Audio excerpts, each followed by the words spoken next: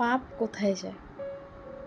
এই যে আমরা প্রত্যেকে গঙ্গা স্নান করতে যাই পাপ দূর করবো বলে, তাহলে আমাদের সমস্ত পাপ তো গঙ্গায় মিশে যায়। তাহলে কি গঙ্গা মা পাপী হয়ে যায়? এই প্রশ্নটি বোধহয় শুধু আমার একার না, আপনাদের মনেও হচ্ছে, তাই না? একদা এক সময় এই প্রশ্নটি একজন ঋষির মনেও হয়েছিল।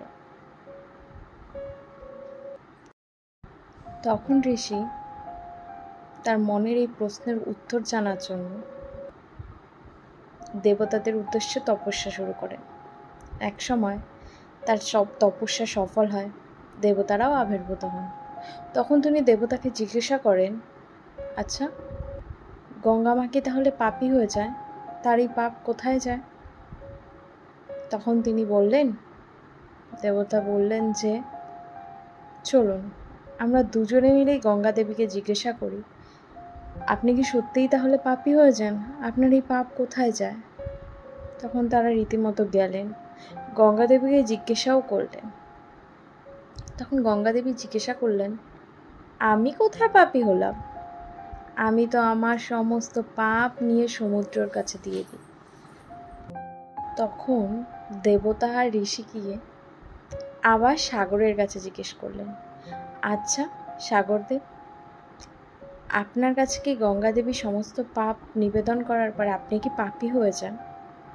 তখন সাগরদেব উত্তর দিলেন, আমি কোথায় পাপী হব? আমি তো সমস্ত কিছুকে বাষ্পীভূত করে মেঘে পরিণত করি। তখন দেবতা ঋষি পরলোকে গেলেন। সেখানে গিয়ে মেঘকে জিজ্ঞাসা করলেন, আচ্ছা মেঘ, সাগর যদি তার সমস্ত পাপকে মেঘে পরিণত করে, তাহলে কি তুমি পাপী হয়ে যাবে?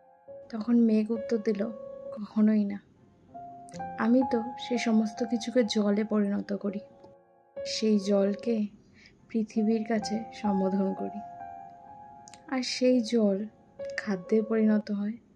আর সেই খাদ্যকে যখন মানুষ যেই অবস্থাতে, যেই মানসিক অবস্থাতে বা যেই মানসিক রূপ নিয়ে গ্রহণ করে, তখন সেটি তাতেই পরিণত হয়। তাই আমাদের মনকে সবসময় শান্ত এবং সৎ রাখা উচিত। আমাদের চিন্তাভাবনাকে সবসময় সৎ রাখা উচিত। তাহলে দেখবেন আমাদের সব কিছু ভালো হবে। আমাদের যেই খাদ্যই আমরা গ্রহণ করি না কেন, সেটি সৎ পথে উপার্জন করা উচিত, আর সেটিকে বিশুদ্ধ মনে পান করা উচিত। তাহলে দেখবেন পৃথিবীতে সব কিছুই ভালো হবে।